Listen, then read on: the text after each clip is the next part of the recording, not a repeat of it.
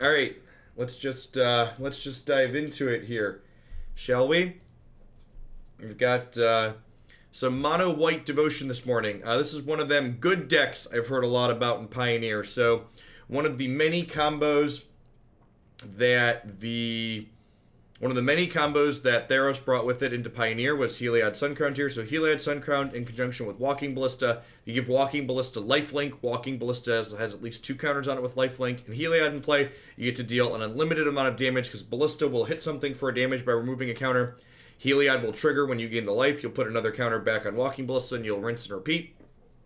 This deck is leveraging Arcanist Owl here, which is a card that we played in Standard last night in our Owl costume. And this not only finds both Heliod, Suncrown, and Walking Ballista, but it also provides 4 devotion for Heliod, Suncrown. So this deck is reasonable in part, not only because of the infinite combo, but because even when you don't have Walking Ballista, this deck's very good at just turning Heliod into a creature, and having a 3-mana 5/5 that's indestructible is very, very good. Because why wouldn't one of your Splinter Twin combo pieces be indestructible? We've also got a bunch of other good playable cards that are like have 2 pips. So we've got Knight of the White Orchid, Daxos, Anafenza, Gideon of the Trial, Stasis Snare, Gideon Ally of Zendikar. So single Arcanist Owl can turn on Heliod. Two things with 2 white symbols can turn on Heliod. Also have an infinite combo to roll up into it as well. So let's go ahead and dive on into a constructed league here with this one and see how it goes. I believe this archetype had 2 or 3 copies. I believe this list had 2 or 3 copies in the top 8 of the Open this past weekend. Was it 2? Looks like it was 2. There's another copy just outside as well, though.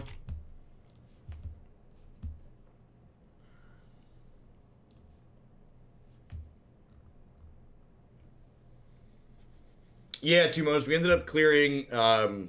I think it was like 12,800 or something like that, or 12,500. We cleared 12.5, which was 2.5 times my initial target. So 12,583. Look, yeah, I knew there was an 8 in there. 12,583. Actually, I should be able to pull up I can look at soft giving and look at the exact total.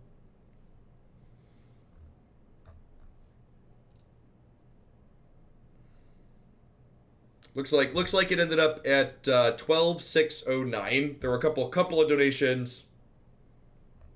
That came through after the very end. 12,609. Yeah, sleep was great.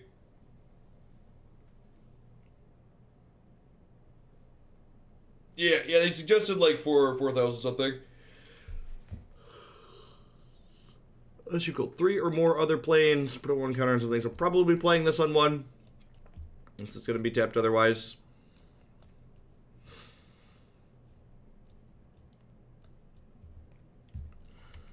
Idyllic Grange is in here to let you literally Splinter Twin people on turn 4. So how this could work is if you have 3 planes plus this, plus if you have 3 planes with this, Ballista, and Heliod, you play Heliod on 3, you play Ballista on 4 for X equals 1, then you play this, put a 2nd counter on Ballista, pay 2 mana, give Ballista lifelink, combo kill them. So you can literally Deceiver Exarch that's indestructible and not actually a creature on 3, and then play it on 4 and kill them.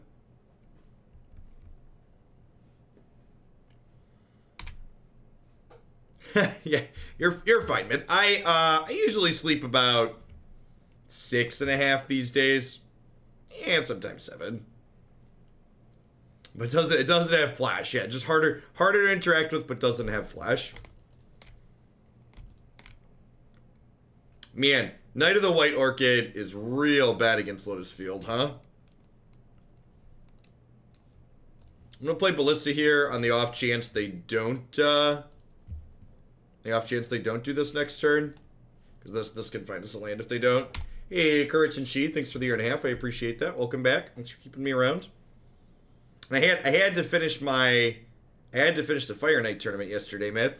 Well, I was kind of tilted. I woke up and 2 people jumped me in the final standings. I got knocked down to 3rd. I should have farmed like an extra 100 points or so. I almost did, and then I didn't.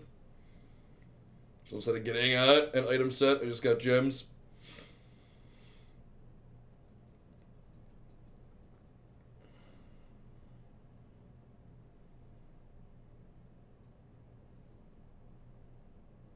Yeah, it's fine. I mostly just wanted the champion for the fusion. I need one more fusion champion for the couple epics I wanted to get.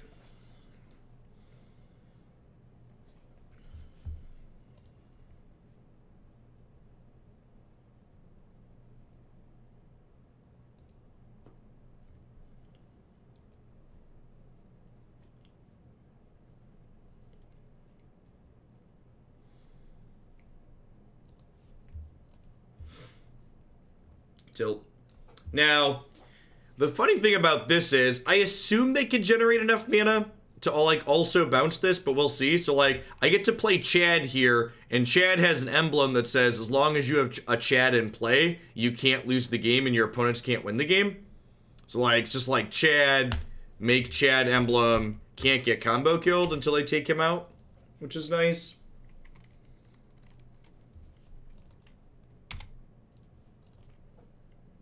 Okay, here. And remember, Magic's an incredibly interactive game, so they have their hexproof lands here, and then they're going to play another land and make that land hexproof as well.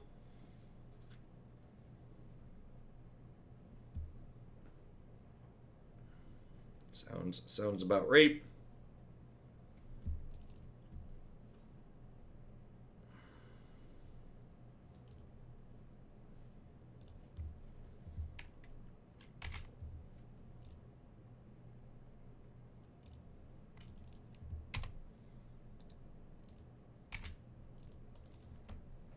Lost a 40-minute game 1 versus this deck. Game 2, when turn 3 Heliod, Ballista, Grunge, kill turn 4, and I traded throw my urns. Listen, if you show up with the Sultai deck in this format, you deserve what you get. Like, when we played the Sultai deck on stream last week, I wasn't really surprised. I'm used to playing decks like that in this format, but that deck is definitely the Jund deck of this format. It's much worse than people think it is. And it's only played because people desperately want to play feel smart, interactive decks even when they shouldn't. Okay, this is turn 5. Probably dead. I'm gonna let them do their thing. And again, this is what this format is. This format feels like it's a modern that's half a turn to turn and a half slower. As opposed to Modern, where you effectively die between turns 3 and 4 most of the time. I feel like this format, you effectively die between turns 4 and 5. Maybe turns 4 and 6 is more accurate, but often 5, I feel like.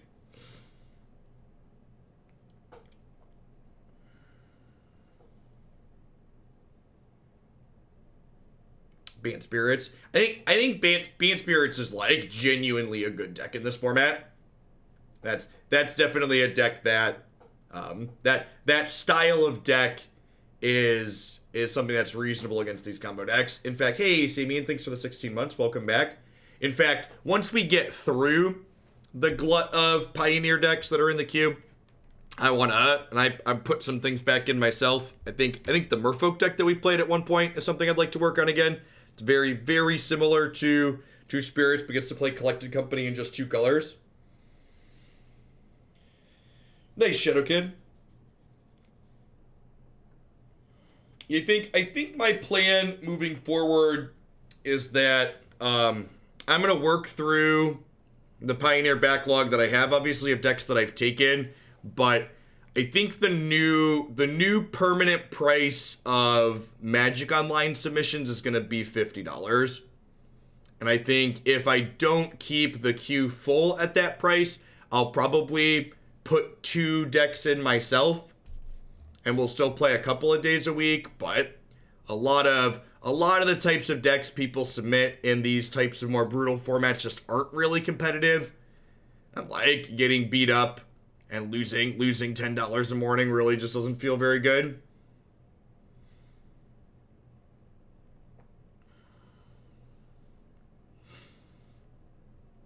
Oh, they have Expansion Explosion.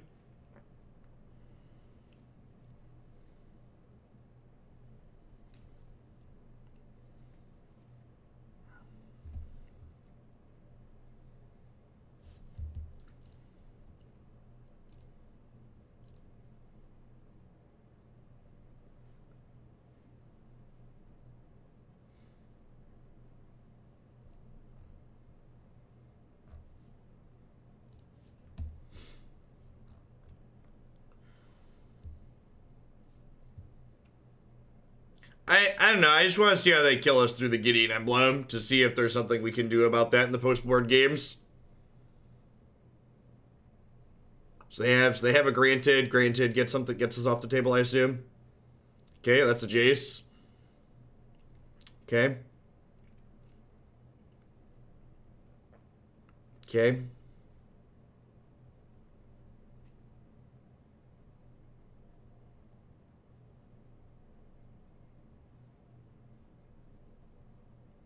Yeah, I don't know that they read my Gideon. They still have a bunch of stuff in their discard pile, so like they can Underworld Breach. They can use the Underworld Breach here a bunch.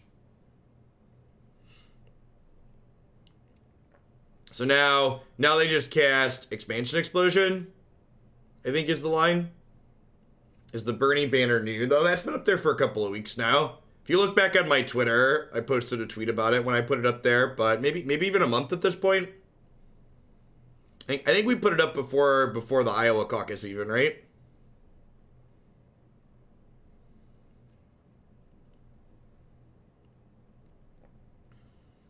Okay. And then they just like casually have enough mana that they can Ancient Stirrings these, cast Ugin, and then do the thing. Good stuff. And again, that was turn 5. On turn 5, my opponent successfully comboed off. And then in this post-board game, we get to play the incredibly fun, interesting, nothing like modern game of, do I draw one of my 7 pieces of permanent-based hate, and does my opponent draw one of their pieces of anti-permanent-based hate to win the game? Is it crazy just cut a couple Knights of the White Orchid here? I feel like it's not, right? The card just like doesn't do anything because they sacrifice their lands, generally speaking.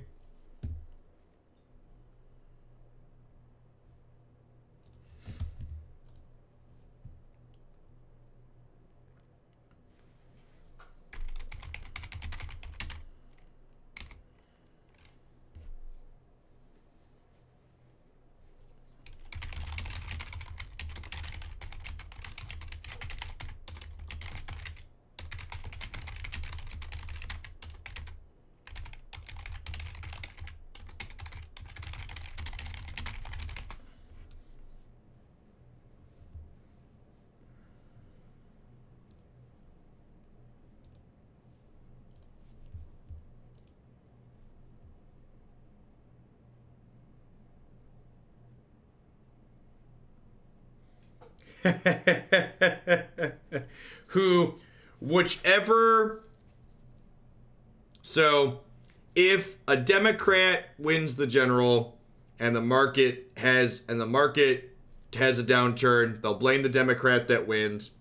If Trump wins the general again and the market has a downturn, they'll blame worry from whichever Democrat almost won the general, or like won the general with the popular vote but lost the electoral college again. Because we're definitely in a bubble, right? And like it doesn't necessarily mean we're gonna have like an '08 style burst, but endless growth is just not possible. So like some small amount of downturn just like has to happen.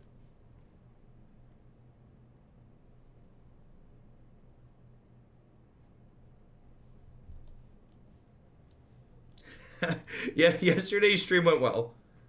Ended up vastly exceeding my expectations.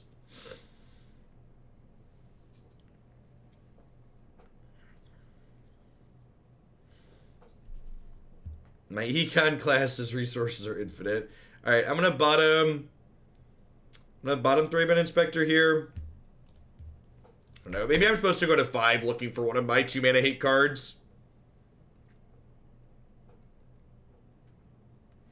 Hand has like Gideon, or hand has like this is technically a hate card. I have Heliod into Owl potentially.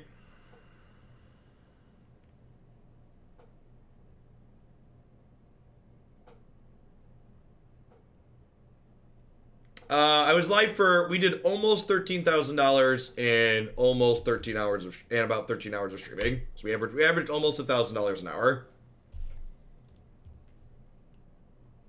Alright, so let's play Heliod here, because if we draw Grange next turn, we kill them on 4. Twin U. I think that's infinite, or the number of lands Jeff will draw off the top. Well, that's almost a certainty.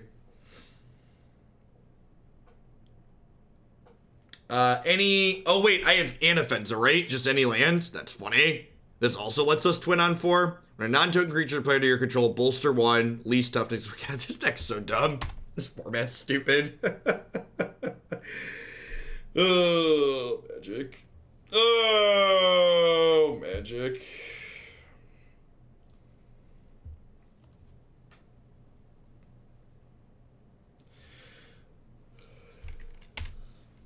I could have a removal spell here, right? Alright, so I'm not gonna blink in response. I can kill them at any point by making 2 mana, so I'm just passing here because I don't want them to interact with me in response to me activating.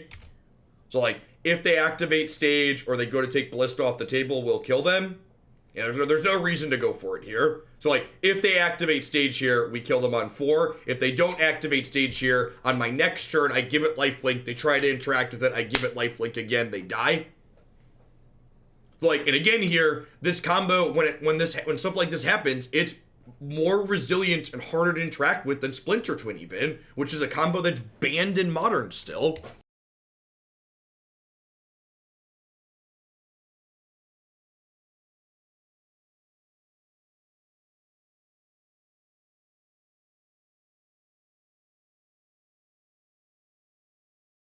I have an uplift desk, and I would explicitly not recommend it.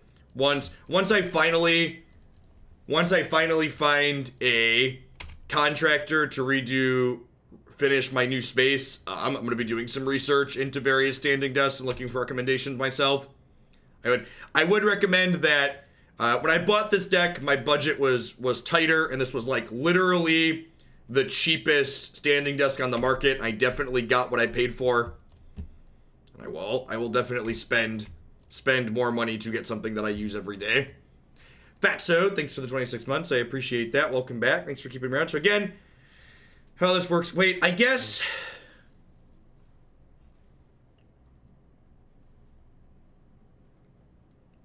Huh.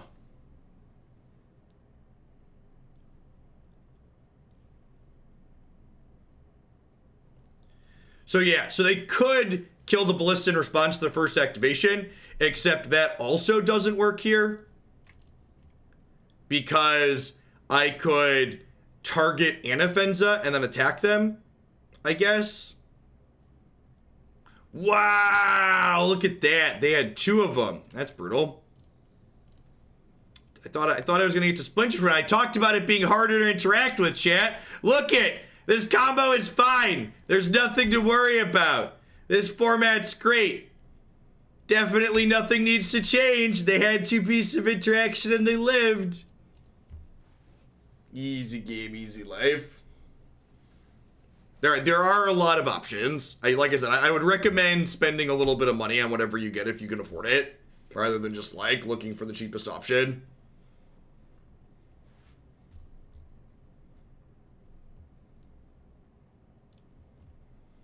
I mean, to be fair, if I had been more patient, I could have, if I had been more patient, I could have, if I had been more patient, I could have waited a turn and gone for the 3x and made them need 3 removal spells. Is it Gideon? Why does Gideon make an emblem even matter? I don't think it does, right? Like the Gideon made an emblem. They have a heart. No, they don't. They don't. You must have just gotten here. You weren't here for the last game, were you? You wouldn't be saying that if you just experienced the game 1 we played. They literally don't care about the Gideon emblem.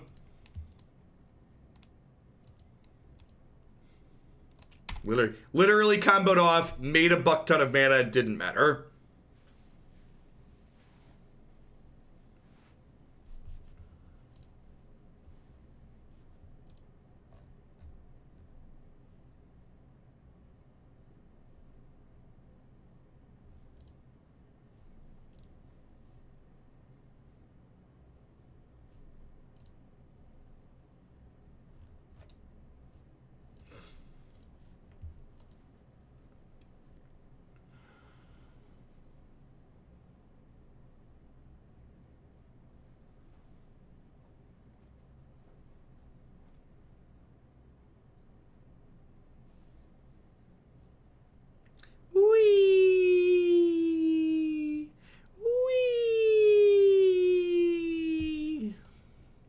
it exciting? Isn't it exciting? Yay, Magic. And you know what else is great too? It didn't matter if I mulliganed for hate pieces this game, because they had two anti-hate pieces, right? So like, had I mulliganed for Damping Sphere or something like that, it just actually wouldn't have mattered.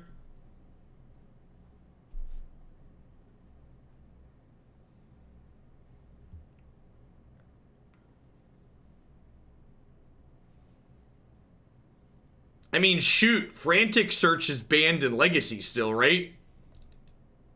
And this goes on here. Yeah, I agree, Kenix. If you would have told me in December that a single set and no management from Wizards of the Coast would have turned this format into what it's turned into today, I would have laughed in your face and told you that wasn't possible. I would have been incredibly naive. Like, it's impressive, honestly. Yeah, I'm honestly just floored at the hard pivot that this format managed to do. Like, it's shocking. Like, I cannot believe how bad it got, how quickly it got. Like, just a single set.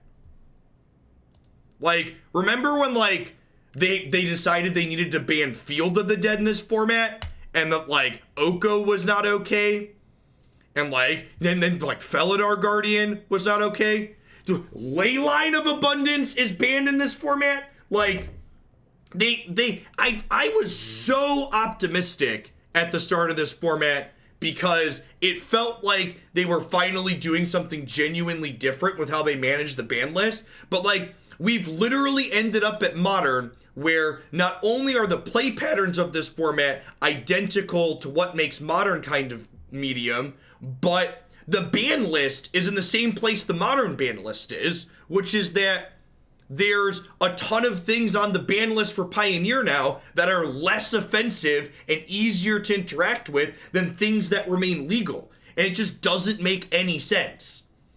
Like, I tweeted yesterday, I was like, if they don't want to ban these combos in this format, I think that's fine. But if you don't want to ban these combos in this format, you need to unban Field of the Dead, you need to unban Felidar Guardian, you need to unban Leyline of Abundance. Like, it's rancid. There's no consistency. There's no going back and reconsidering things that they've done in the past. Like, it's just an incredible letdown that they said. I let myself feel optimistic. I feel like I let myself get punked. Like, when they said they were no longer going to have scheduled ban list updates, I thought that meant they were going to use a corporate buzzword, I thought they were making that change to allow themselves to be more agile, to allow themselves to be more responsive.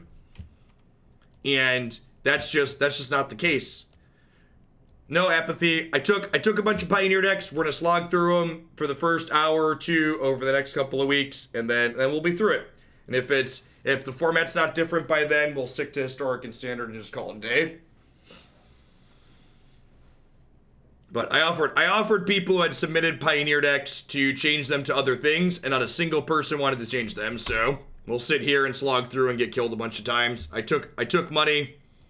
I'm going to adhere to my commitments.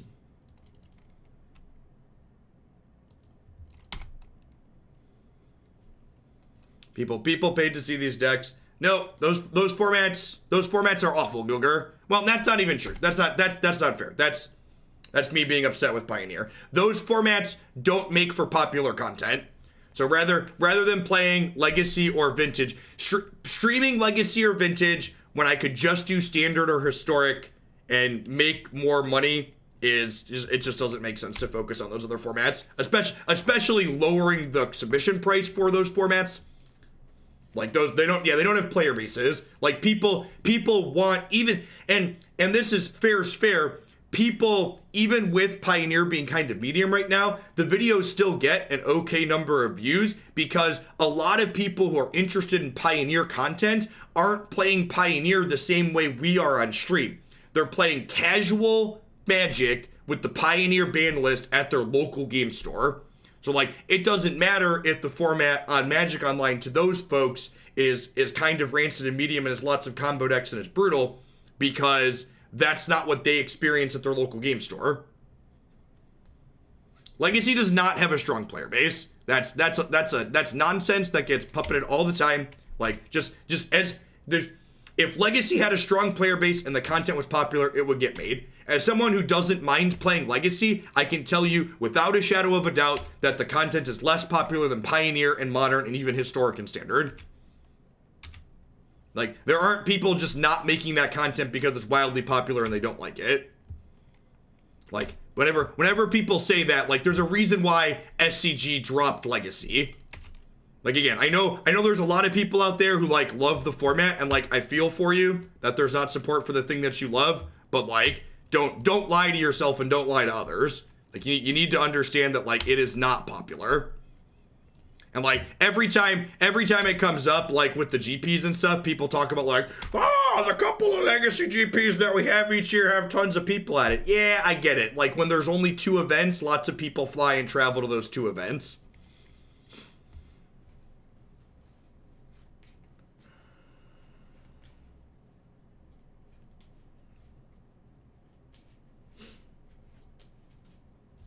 I'm curious, once you ban the best deck, usually the next one takes its place and needs to be banned as well. Do you think combo? Yeah, I think combo belongs in Magic.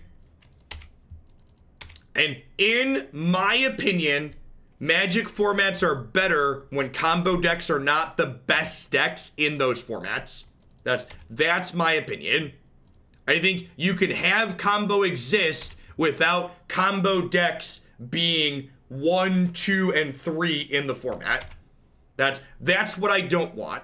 I think it's fine for combo decks to exist. I just don't want them to be the 3, 4. Like, if I look at a format and 3 or 4 of the 5 best decks are combo decks, in my opinion, that's bad.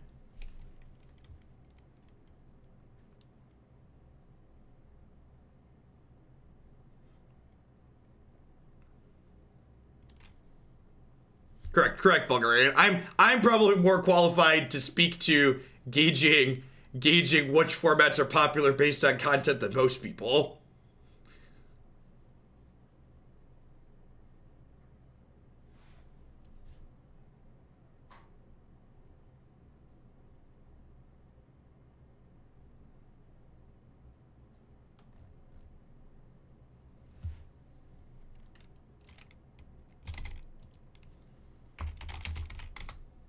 Isn't the optimal format or a tier 1 deck, or is a tier 1 deck or close for victory? No, I think it's more nuanced than that as far as like what makes good or bad formats. I think there's a lot of different things that go into good formats. In my opinion, what would you say is an okay spot for a combo deck to be? I actually think, in my opinion, combo decks like Splinter Twin are pretty close to ideal. The thing that classifies combo decks that are okay, in my opinion, are the number of interaction points. And combo decks like Infect and Splinter Twin, which are combo decks that get interacted with by cards people want to be playing in their decks anyways, are ideal. Howa, thanks for the quarter of your support. I appreciate that. Welcome back. So if you look at a combo deck and you go, I need specialized cards in my sideboard and I need to draw those specialized cards to have a chance in this matchup, I think those types of decks being the best decks in a format suck. I think those types of formats tend to not be enjoyable. Playing games that come down to, did my opponent draw their sideboard card and did I draw my card that kills their sideboard card, are not good games of Magic in my opinion. That would be my distinguishing factor. Now, if they have like a Wild Slash here, they could shock this and then first strike it down. Yeah, it's unfortunate.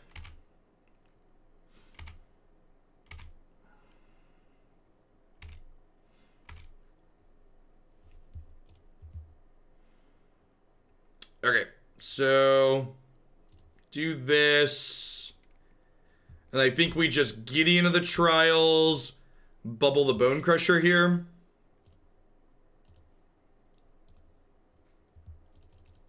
Nice, like Amash. I feel like Anderson and I are pretty close to on the same page.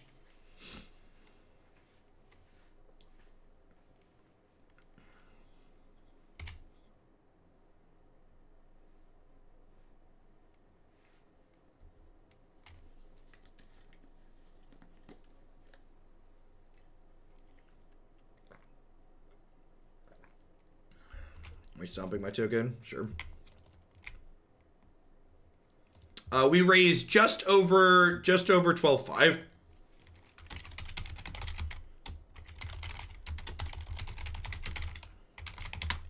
That's right. Let's put the actual number in. What was the number? 12,609.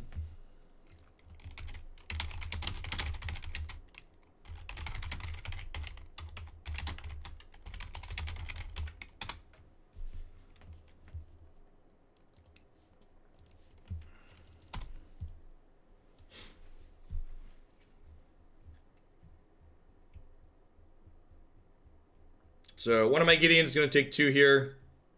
Oh, they're attacking me. Oh, crap.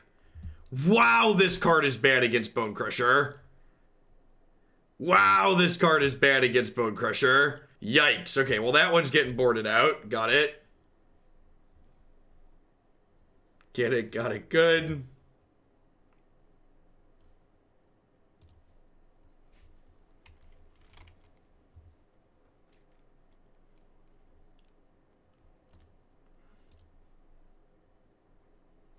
So, Stomp stops damage from being prevented till end of turn. For those that aren't aware what I'm saying, why that card's bad against Stomp. Get rid of the Soulscar Mage here so they can't shrink my stuff with their burn spells. Makes blocking a little bit better for us. This also getting into play makes my Daxos much bigger here.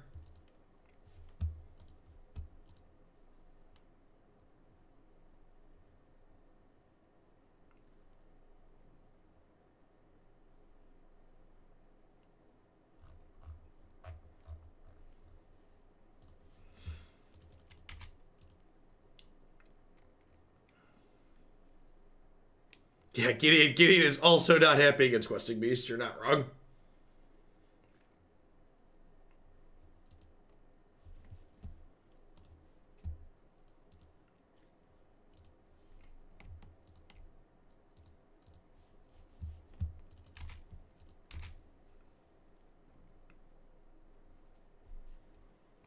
Next turn, assuming I get to untap with my Daxos, this makes 6. This makes 6. To draw a lot of cards here. So we're going to try and trade Knight Ally for this. I'm going to eat the Beaumont Courier here, I think. Take 1 extra. Hopefully we don't die to Embercleave.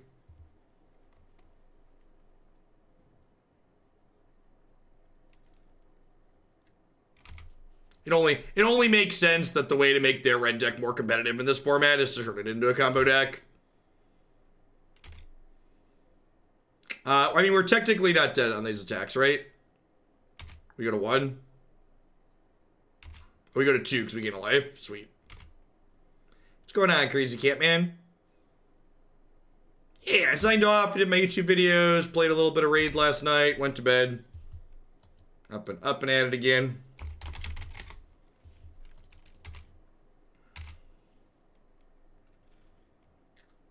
Owl, eh? I think we start with that, huh? And we could, if this finds Heliod, do they die? I think there's a chance we kill them this turn.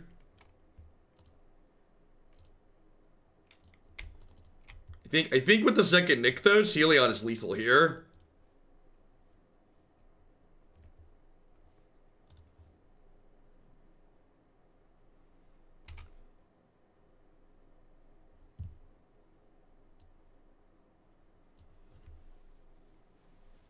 I'm unfortunately 1 mana short of playing the second owl and then activating Nykthos, so it's not free. Am I still just taking the second owl, though? The second owl helps me find removal, potentially.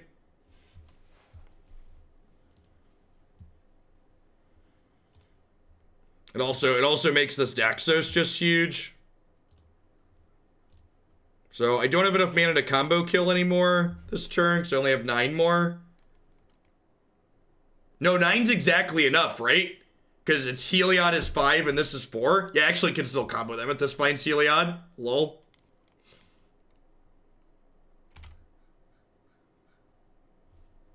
Right?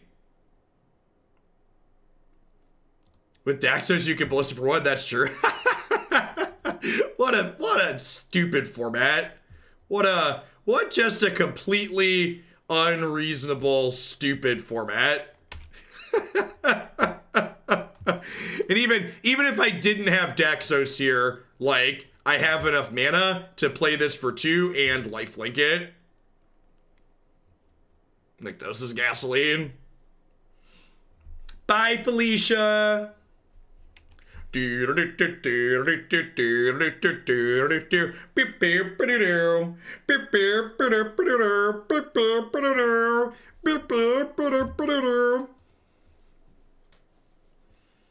Oh, if I hadn't make a knight, you can use the Gideon emblem too. That's good to remember.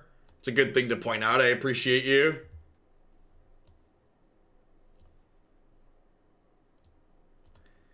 Alright, Settle the Wreckage and Heliod's Intervention sound good. And my combo's more deterministic. Getting into the trials, very, very bad against what they have going on. Quarantine Field's probably too slow, huh? I think that's probably too slow. What do you think about this board plan? Seems reasonable.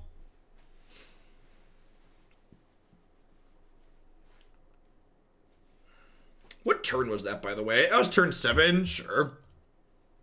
Real long game. They're examples of infinite combos and formats. Yeah, Splinter Twin. All of these combos in Pioneer right now are harder to interact with than Felidar Guardian and Splinter Twin combo are. That's my problem. The problem isn't just that they're 2-card infinite combos, it's that they're difficult to interact with. This combo literally has one of its combo pieces be indestructible. And if you play Ballista out with enough mana, you can activate this again in response to removal and kill them in response to their removal spell. Felidar Guardian combo can't combo through a removal spell for Felidar Guardian or a Wild Slash on the Saheeli, because Saheeli has to go to 1. Literally, almost any removal spell disrupts the combo. Again, I think it's important to not only understand the consistency of these combos, but in my mind, the thing that separates the combo decks that are okay and reasonable and healthy for the format from things that are not are the number of axes of interaction that you have for them. And Inverter, Lotus Breach, and this deck, this Heliod combo, all are explicitly difficult to interact with in comparison to things that are literally banned.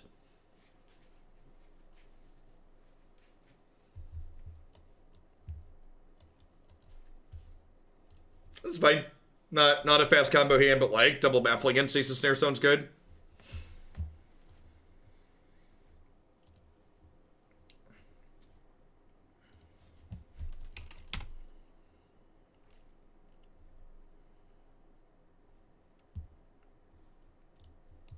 And just anybody who's watching this Pioneer video on YouTube in the future, if you feel the need to be a millennial and announce that you're upset with my critiques of the format and you're clicking the unsubscribe button on YouTube because of it, 1, your YouTube subscription is worth $0 to me. I don't care. Unclick the button.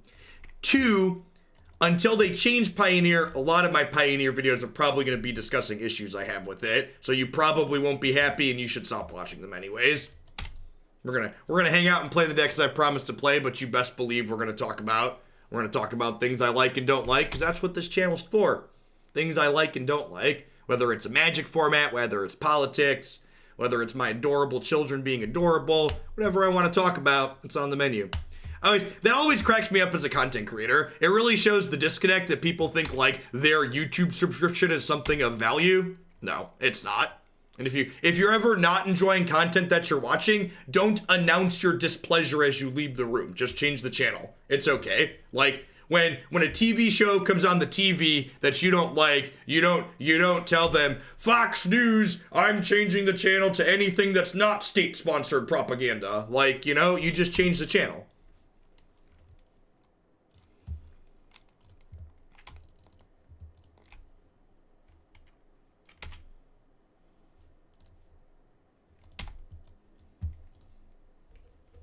Thanks, Genix.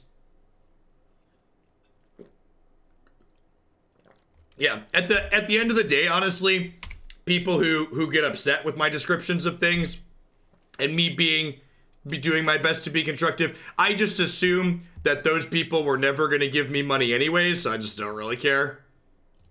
Like the odds of you turning into a paying customer if you're not okay with me doing what I do are very low, so, don't let the door hit you on the backside on the way out. All right, if they tap out next turn and we draw an untapped land, we get to kill them.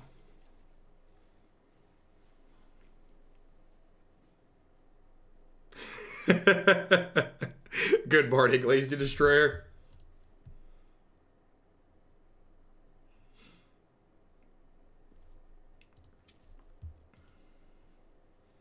After yesterday, is the queue still dark and full of terrorists? We cleared a lot of the standard queue yesterday. Although, I guess there's still like 13 standard decks in there. There's still a good number. Standard is both fun and popular right now, which is why I don't mind focusing more on that. And hopefully, once we get some more historic cards, historic will also be fun and popular.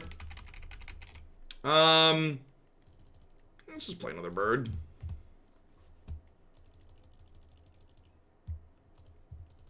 The next injection of historic cards, I'm really looking forward to it. And this summer, Jumpstart's gonna be absurd, huh?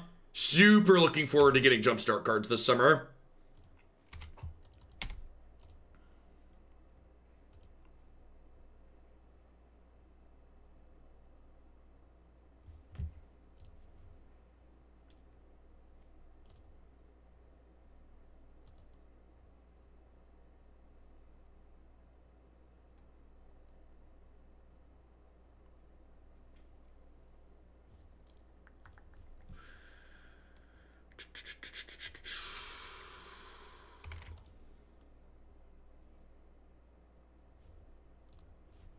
Cotton Brown, thank you for bumping me. Definitely forgot to check bit bumps at the end of the long stream yesterday.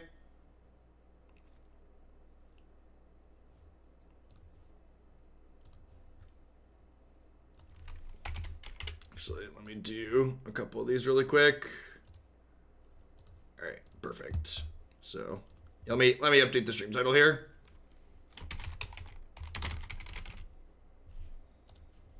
So, sorry. The Sultai Dread will be the second deck today, because I forgot to bump it yesterday.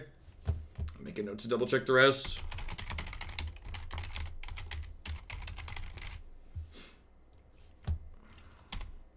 Alright, untapped land here is lethal.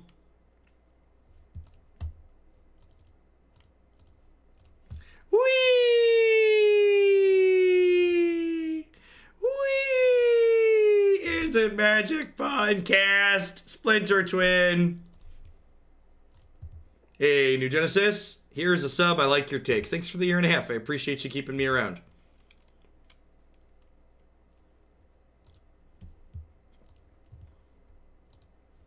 Goodbye, Felicia.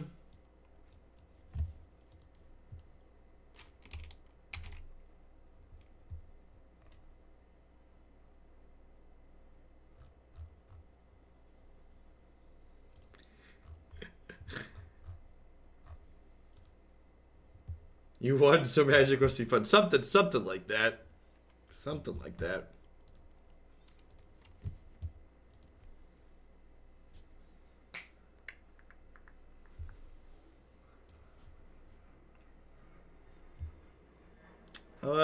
Easy mulligan here. This is probably fine, right?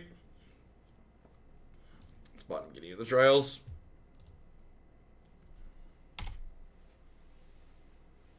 The stream went absurd yesterday. So, someone actually pointed that out. I didn't tag any favorites at the end of last week because things felt kind of middling, but I did tag favorites yesterday and YouTube bugged, so there's two favorites from yesterday that are tagged now. Someone let me know. So how my website works is YouTube is supposed to have a feature where when I tag a video in a certain way with a certain tag, it auto adds it to a playlist. And I tagged the videos appropriately yesterday, but YouTube failed to auto add them to the playlist. You think it's time dig through time leaves? Here's my take on that opinion. Take a 10-minute break. I think people who think dig through time is the current problem with Pioneer don't understand the problem with Pioneer.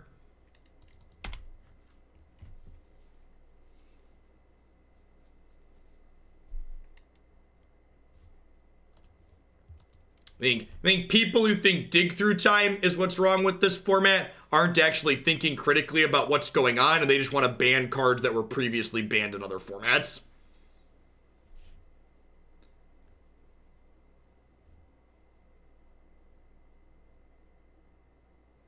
I have no idea, Zingzal. Genuinely don't know.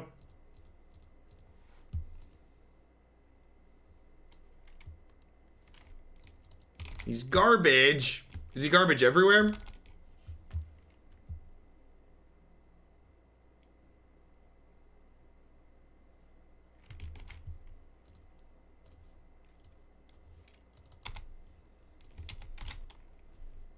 He's B rank. He's got 4 stars in a couple places and 3 stars in others. The here's my take, have a 10-minute break. Sorry, I hope you're okay. Hope you survive your drink. Let's go ahead and snare this tracker before it makes any clues for them.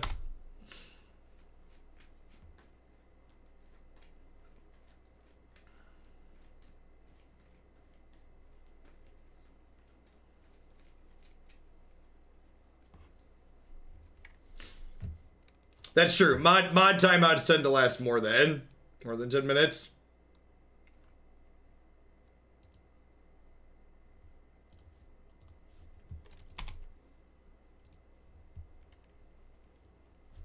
Yeah, I think if they wanted to keep inverter combo in the format, I think banning Oracle's fine. I think making them combo with Jace is reasonable. Because if you get rid of Oracle, so long as you have a way to take Jace off the table, they can't combo you. And again, like, the key isn't that combo is bad. The key, I think, is the number of axes of interaction you have with certain combos is bad. So you don't need to ban all the combo. You need to make the combo that still exists easier to interact with. You need more points of interaction for it. All right, I think we're just gonna play the owl here.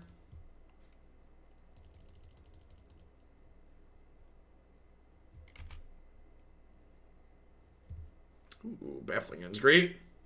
1 mana short of casting at this turn though. I'm gonna go ahead and attack with Heliod, I think here. Am I? Nah, let's make him kill the owl. Just play some defense.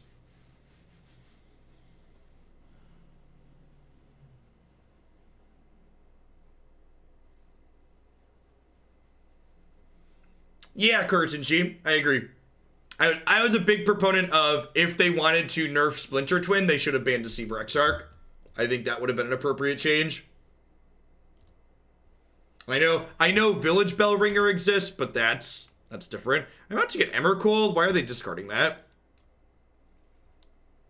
they traversing? Oh, they're just fatal pushing. Sure, that makes sense.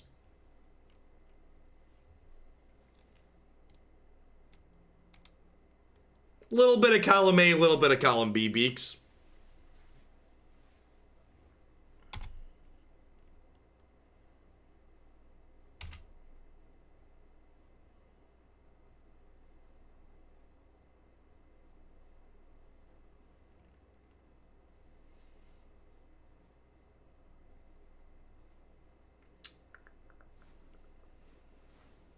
So Grimflayer hits us here.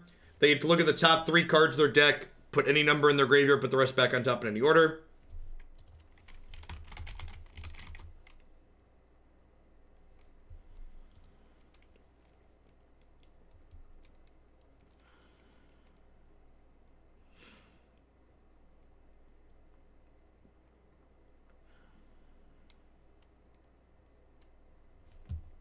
Okay, so land. So I can go Baffling End, Jace, and then play Chad off the Nykthos. Make a token. Crockett! Thanks for the 10 months of support there. I appreciate that. Welcome back. Thanks for keeping me around.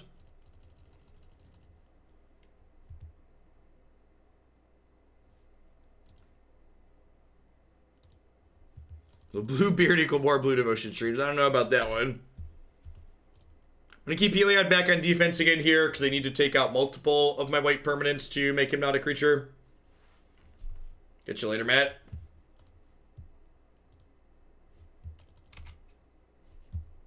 Alright, so if they can kill any of these, they get to make Gideon not a creature.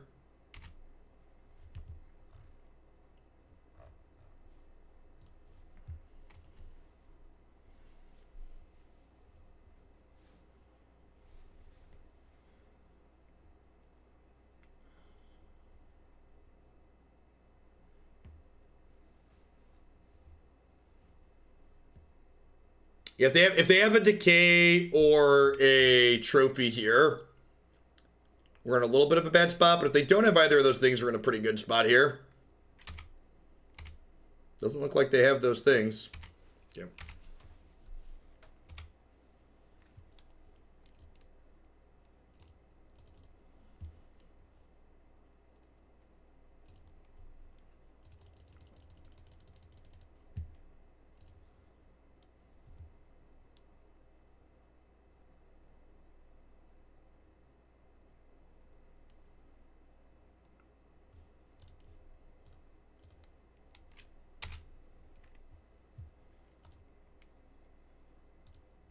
I don't know. I'm kind of okay with whatever they do in this format, so long as they just get consistent.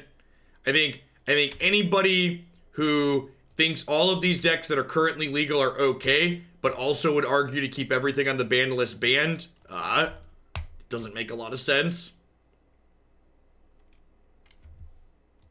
It's a really, really clean example of just our fair game plan, punching the clock and going to work there. Pretty sure this is a rest in peace matchup. Could be a matchup for another quarantine field, perhaps. Maybe. Baffling End seems okay too. They have Jace. This tags Jace, Grimflayer, and what's it called? Tracker. I like playing with Field of the Dead too. Yeah. Yeah, that's true, actually. Field's probably a bit of a liability. At least Baffling End, they don't get their thing back. Is Stasis Snare a similar liability, or does the instant speed make it worthwhile? This could just be like Baffling End plus Rest in Peace is enough.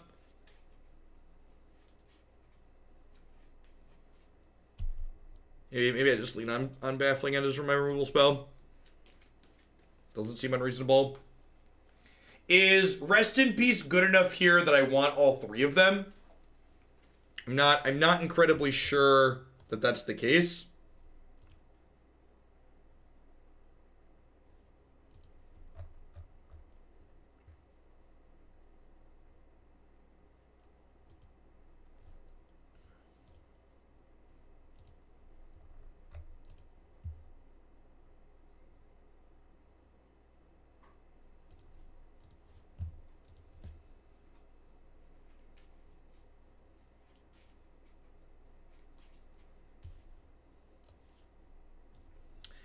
Any of the trials probably pretty whatever.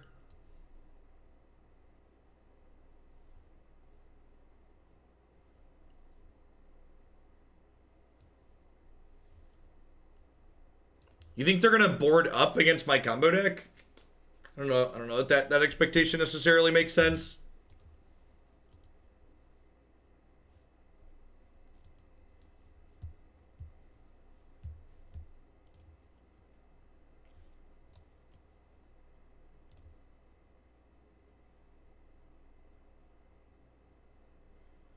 No, we just beat them down with the Heliod. Do I bottom the second Knight or the second Heliod?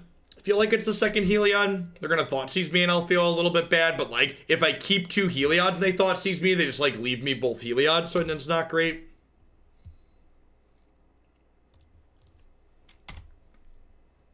So Knight of the White Orchid's a really sweet card. I wish we saw more designs like this that are good on the draw. It says, when it enters the battlefield, if an opponent has more lands than you, search your library for a plains and put it into play. So when you're on the draw, you play this turn 3 with 2 lands out, and it ramps you. Could you... Here's an interesting thought experiment. Is Once Upon a Time okay if it says this card is only free if you went second? That's something I've thought about a lot. Is that card okay if it's only free if you went second?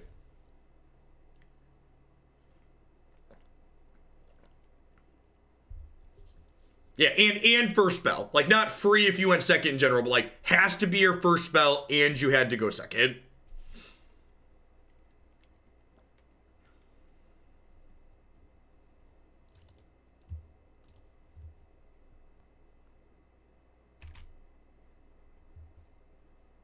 Yeah, it'd be like Gemstone Caverns.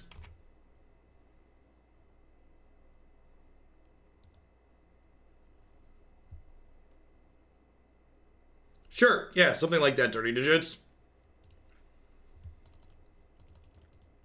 Well, the fact that they have Uro in their deck changes that dynamic. So, like, I get to hold off playing the second Knight now and ramp with it as well next turn.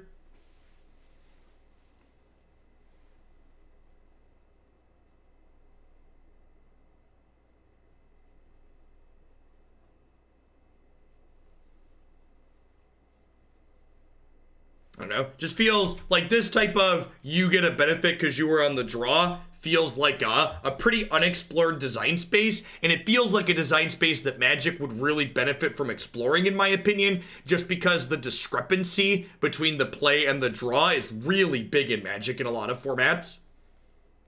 So I feel like exploring the let's give the player on the draw boost cards while still being functional when they're on the play could be really good.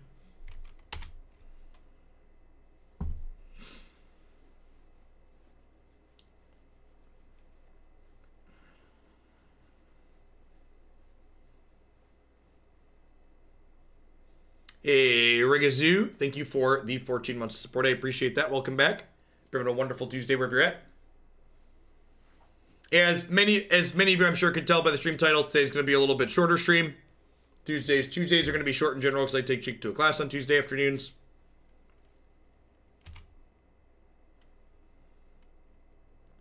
Uro's really scary. Really need to draw Baffling End here, otherwise this card's just going to bury us.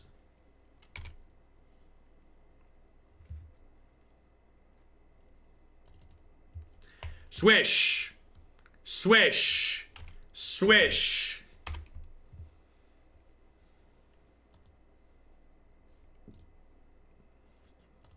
Ask me what it's like sometime, chat. Ask me what it's like. The answer, it's wonderful. It's wonderful is the answer. Easy game, easy life. I think the Hearthstone way of here's a Lotus Petal for going second would be incredibly lazy to copy. I think it would be busted in a number of decks to a point that's not okay. And I think that there are infinite different things they could explore to make being on the draw less of a detriment rather than just copy and pasting Hearthstone.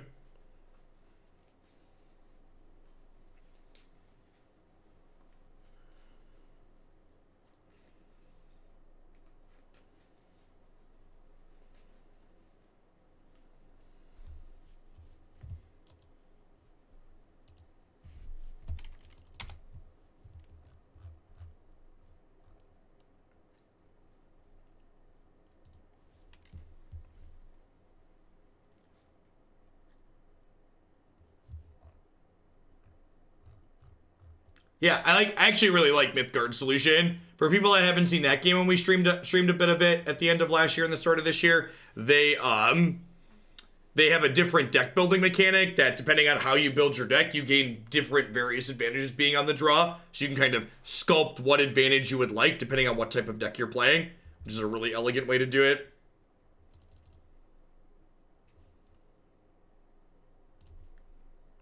Their solution is really good.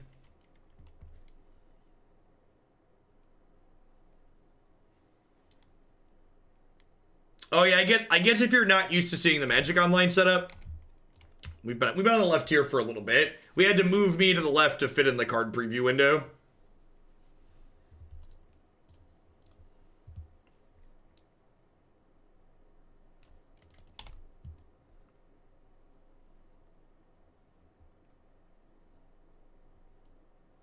Just always been a little to the left. That's not true. For a long time, I thought of myself as an enlightened centrist. But then I'm a human capable of actual critical thought. So when I went out into the world and explored it and saw how reality worked, I realized that considering yourself a centrist in this environment is idiotic and nonsense.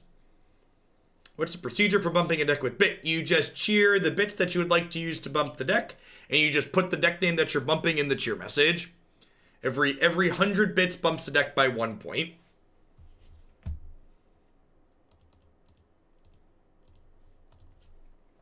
Sweet. The fact that getting into the trials there, ate a Murderous Rider is great. Hopefully that means Ally at Zendikar is going to get to stick around.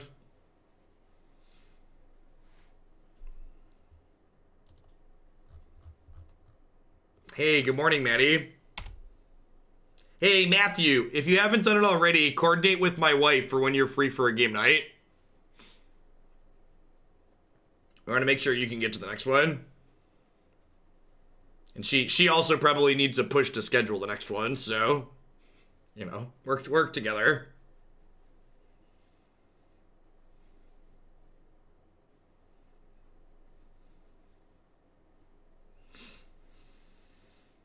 Let both the bosses know. Yeah, let them coordinate. Interdepartment coordination.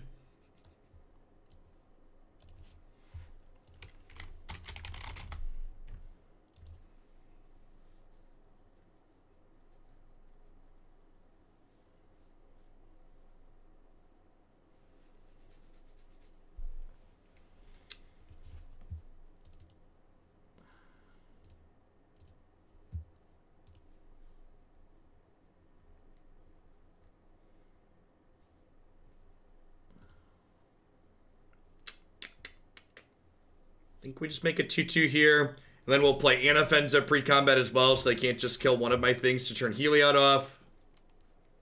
Anafenza only triggers non-token creatures, so it doesn't matter the order I do these in.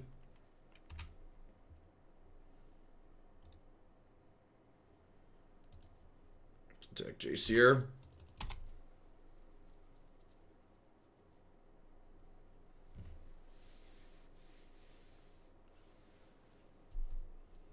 Have a removal spell for night, it looks like. Another Murderous Rider. Sultai Charm. Opponent is quite charming. Love it. Destroy target monocolored creature. Disenchant. Draw 2. Discard 1.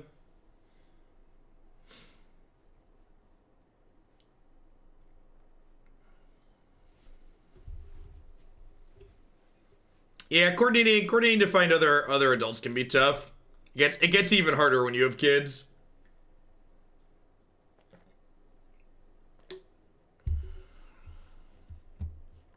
Bigalobo, thank you for the brand new Prime support. I appreciate that. Welcome. I'm hoping that, like, now that my kids are getting a little bit older, maybe some of the friends that they make their parents will be reasonable. Although I'm really not, based on the area in which I live, I'm really not looking forward to having I want to go to my friend's house. All right, I gotta ask them if they own guns, how those guns are stored, if they're in the house, are they in the garage, you know, stuff like that. Really, you know, it's probably not gonna go over well on average with some of them out here in Cornlandia, but we'll see. Getting inverters today, do you think it's worth it to wait till March? I have no idea, Durka. There's no logic or consistency.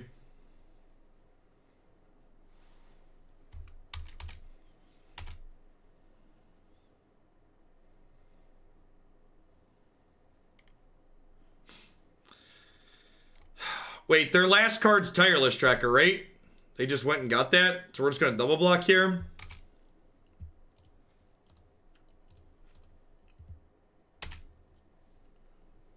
I guess this double block turns off my Heliod, but taking their tracker out of play is meaningful too, so.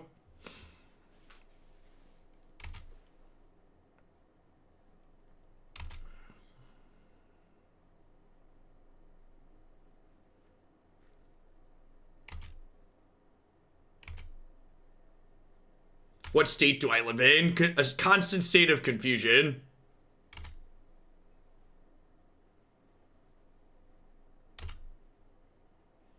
Alright, so hoping we can play something that is Devotion here. So we can fire up Heliod and then kill this Chase.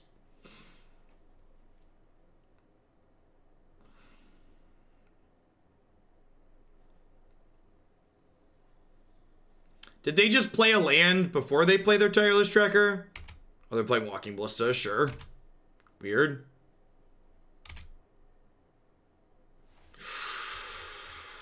That'll do, pig. That'll do.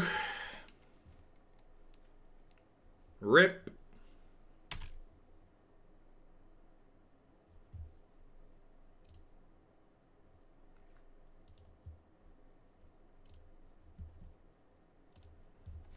Okie doke. We lost to one of the good combo decks, and we've beaten two not good combo decks. Well, two not good decks that weren't combo. Good stuff, good stuff, good stuff. This is fine. We're on the play, right? So I'll keep this and bottom the night since we're on the play. Wolfwood, thank you for the 17 months of support. That's a long time. Thanks for keeping me around. Happy Tuesday. All right, 2 and 1. Hit the inverter bracket.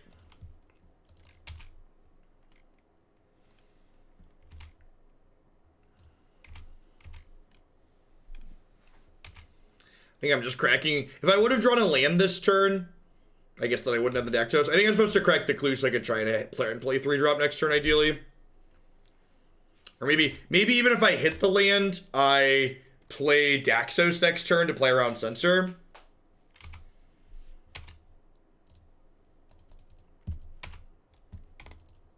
Just a friendly reminder that if you don't critique my opponent's plays in the same way I expect you to critique my plays here, you're going to get a 10-minute break.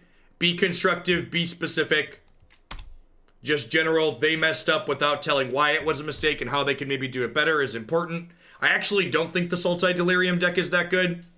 I think the Sultai Delirium deck is the Jund deck of this format, which means it's going to see play even when it's not good, because it is a feel smart style deck that good players enjoy playing, and good players will take the win rate of it and prop it up.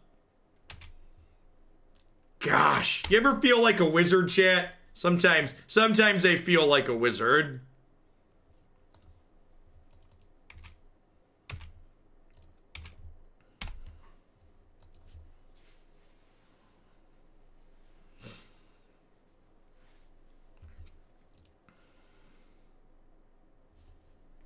I don't know what that was about, but we take those here.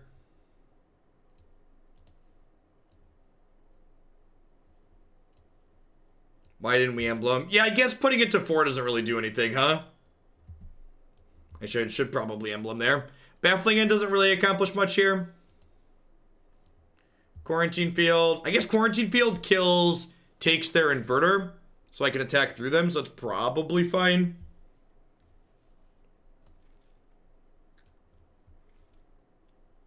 Ally Zendikar seems slow and clunky. Doesn't help us combo. What do we think of this board plan?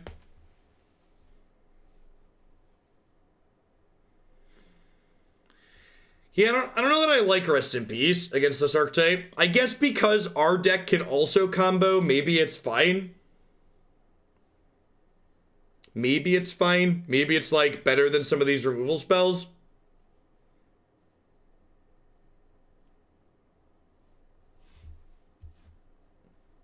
I have Hushwing Gryff right here. This one's flashy.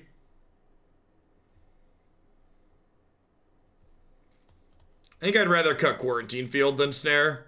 Snare's a little bit more efficient. We're gonna a couple of Rips, see how it feels. I don't know that I love. I feel like Rip's probably okay because we also have pressure. I don't like bringing in Graveyard Hate in this matchup when you're playing a control deck, but because we're playing a combo deck as well, it might be okay. Could be passable.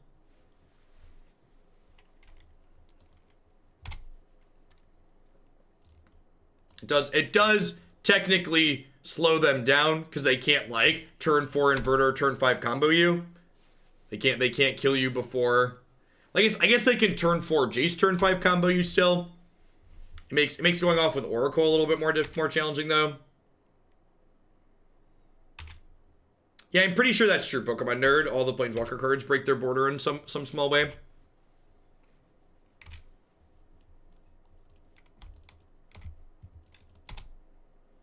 Yeah, Quarantine Field does eat Jace. It's expensive and slow though. It's not instant speed.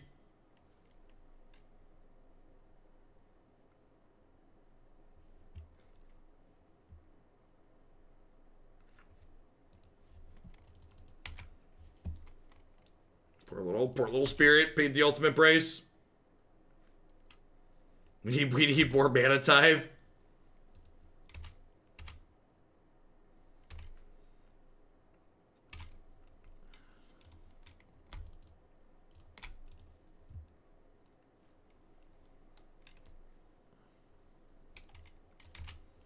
And this resolves, we'll emblem it.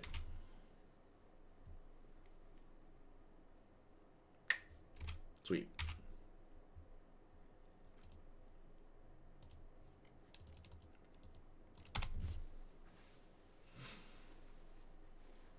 So, again, this emblem says, as long as I control a Chad, I can't lose the game and they can't win the game.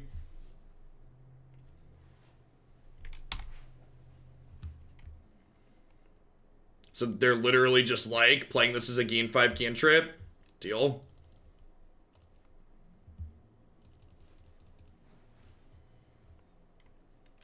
God, casting these cards on Magic Online is so inefficient. How many clicks is it to cast Arcane Owl? You click 1, 2, 3, 4 lands, and then you click your floating mana 4 times, and then you click the spell itself. It takes 9 clicks to cast Owl on Magic Online. 9 clicks.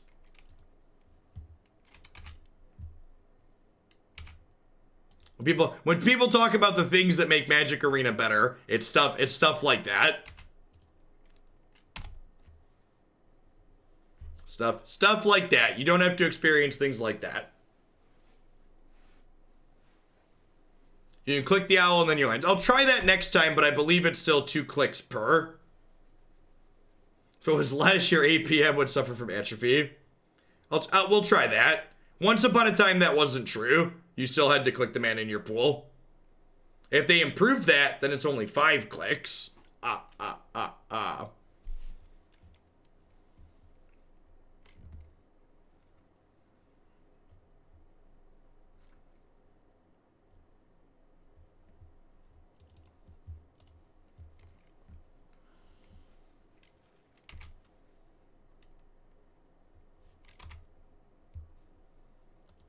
Man, this thing even finds pump spells for my creatures. That's so good.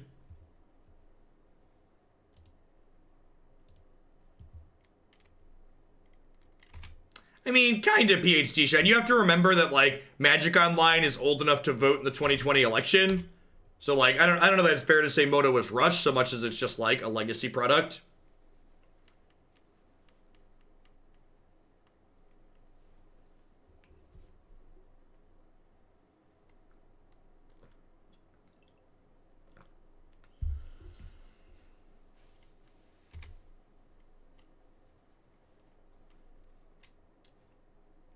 No, in fact, reposting your question a couple minutes later, if I didn't answer it the first time, Makes sense. If you ask a question and your question's dumb, usually I'll ridicule you for your question being dumb rather than just ignore it.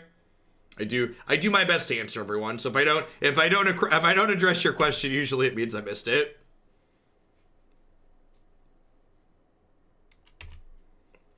Maybe I should have put the 1/1 counter on something else to play around Fatal Push there. Wasn't something I was thinking about. Have you tried to convince Moto to vote for Bernie?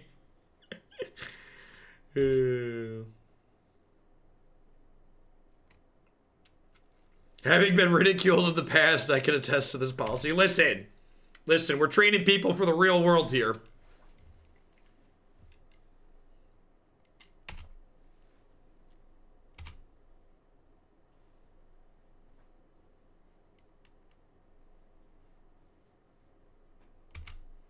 How was Teamer Fires? I'm gonna be completely honest and say I don't remember. That was like last week, and last week was like a ton of streams ago. We will not live stream me dyeing my beard because I'll be going to a place to get it professionally done. Pro tip, if you're gonna get things dyed, it's worth spending the money to get it professionally done. The best way to find out too, and this is something that a lot of people tell me they do, which is smart. I always do my wrap-up segment at the end of my videos. So if you don't have time to watch a whole video and you only want to watch it if it was good, skip to like the last 5 minutes of the video or so and see what Past Jeff thought of the deck. And if Past Jeff tells you the deck had potential, then go back and watch the video to see why Past Jeff thought the deck had potential.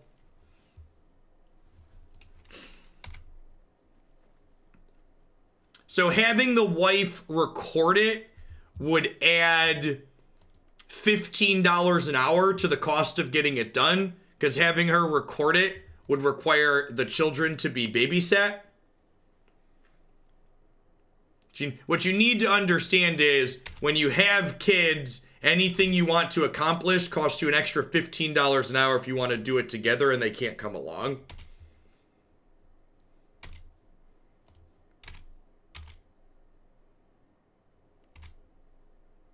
This deck is very good. Just for reference. It's super, super reasonable. So they can't win next turn, right? They have no cards in hand, so I don't think I need to play Gideon here. I think I'd rather just play an Owl to have 2 flying threats. Oh, I forgot to click the Owl first, sorry. Happens to die hard. Hey, look, and we can do that and just kill them. Let's cast the Ballista first. Rats, can't do it. I was shocked how good this deck was when I played it. Master Beardsman, thanks for the 3 months. This deck being good and finally putting up results is so validating. Like, at the start of the format, after this released and like this archetype didn't put up a bunch of results at the PTs, people are like, Jeff, you're wrong. And like, I've been talking about this being good since like the first time we played against it. So it finally putting up a bunch of results is like, yeah, great. You love to see it.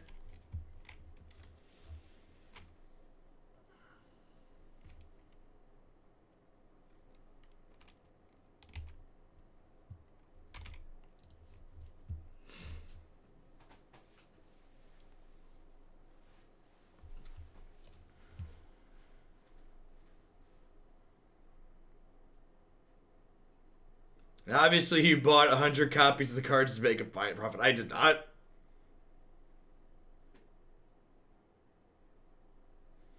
Speaking of getting things professionally done, would you like to guess what happened to my landlord when he thought he could fix my oven instead of paying the repairman? Did he get singed? Was there burning involved?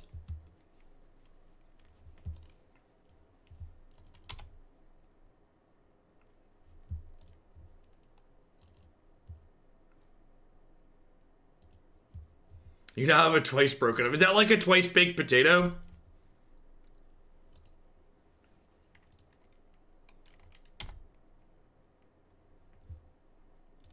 Hey, look, chat. We're gonna Splinter Twin them on turn 4. Yay! Pioneer! Yay! Good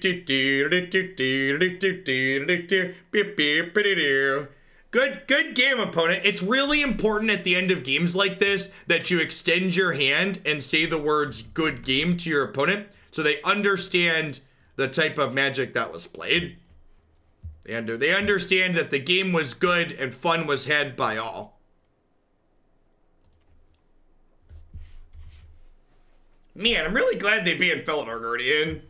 It's a good band. Good quality, solid band, for sure. For sure.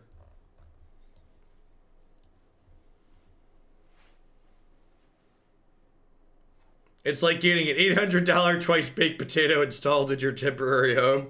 Nice. Think I'm getting rid of Gideon. That's why you say thanks for the game instead. No, in Pioneer, they're all good games. If these games weren't good, they would have banned them. Bump Sultai mid-range, we'll do Red Rocks. Hunter's Cheer. Does anybody have Twitch Hunter's Cheer?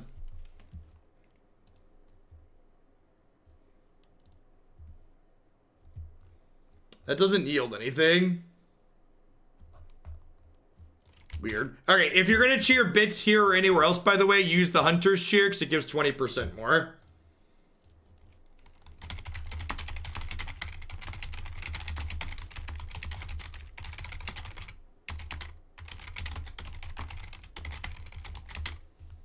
Is it Hunters or Hunter? Hunters.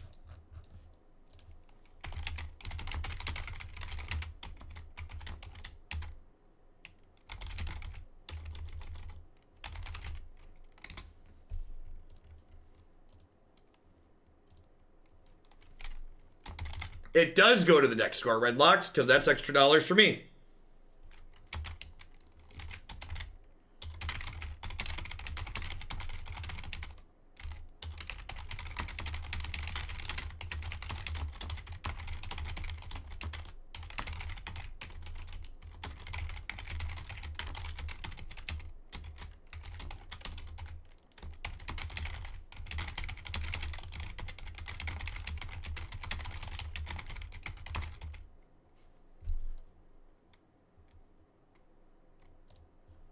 Let's tweet and post that in Discord so I keep forgetting to do those things. Seems fine.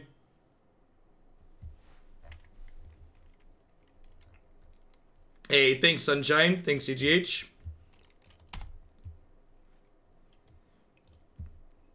Oh, I missed that we're playing against Aspiring Spike. They're likely streaming as well. They do a ton of Pioneer content. If you're someone that would like to potentially watch this match from both sides, you can probably turn on their channel. On Twitch. I believe their Twitch name is the same. Aspiring Spike.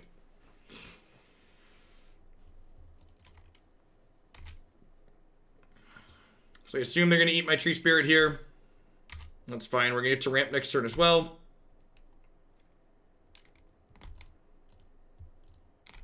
That's true. The bonus bits do go towards unlocking Hoaglandia cheer emotes, which are wonderful. Get your become a Hoaglandia whale, chat. Bump some decks on the way.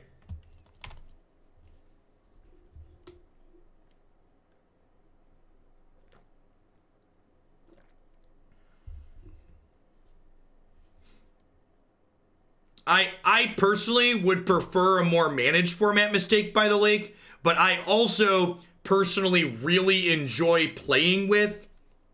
I really enjoy playing with cards like I really enjoy playing with like Field of the Dead, and I really like playing with Felidar Guardian. So like if they unbanned those cards, even if there would be some things I didn't enjoy about the format, I could at least play the things I really like. It currently feels like they took my toys away while leaving everyone else toys that are frustrating. Alright, so if I don't kill this elf, this is active, so they'd have 6 mana next turn. I think I just play Owl here. I guess I could Baffling End and Stasis Snare. I just want to build my Devotion up this turn. think let's play the owl first.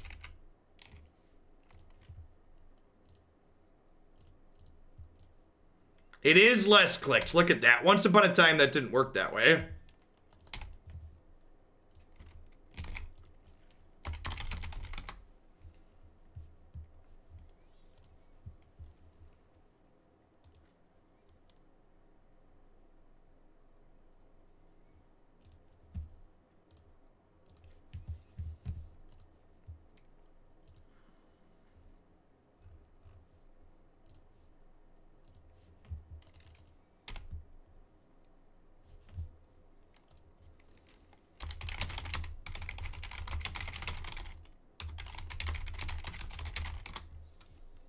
Ooh, Burning Tree Emissary. Does anybody remember way back when in Pioneer, we thought Burning Tree Emissary was the busted card?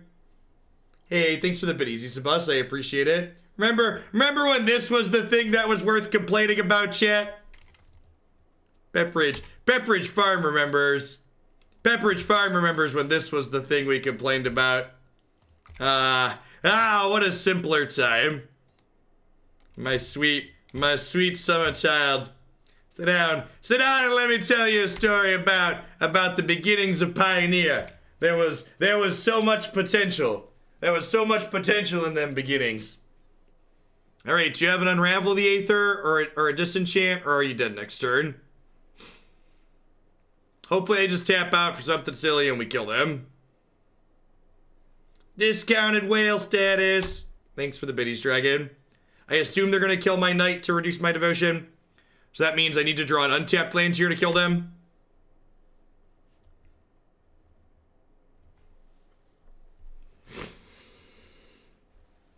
So if I would have drawn any land in my deck here would have been lethal. We're playing 26 lands, so obviously we missed. Yeah, never lucky. And then we're dead, right?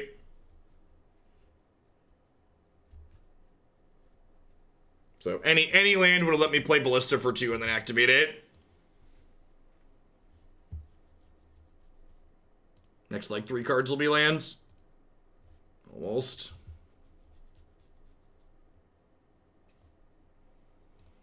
I think I'm happy with how I boarded. Let's be slightly luckier.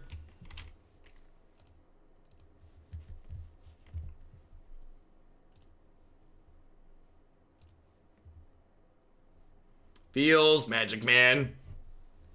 Feels Magic Man. The mono green deck had too much removal. Yeah, if they hadn't killed my thing there, we actually would have been okay.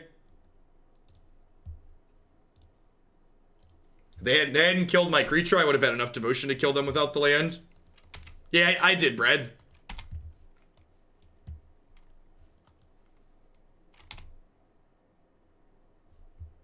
Well, that wasn't the white source I wanted for Christmas. Unfortunate. I get to draw here at least. I don't know, Incendium. Maybe once a quarter. I'm not sure if that's too often. That's tapped, unfortunately. Feels bad, man.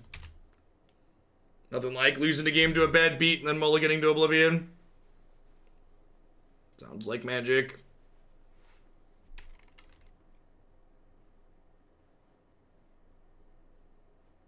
Nissa? Probably dead.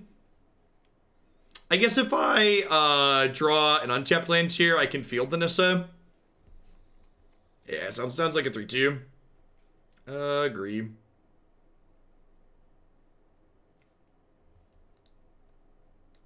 Cute.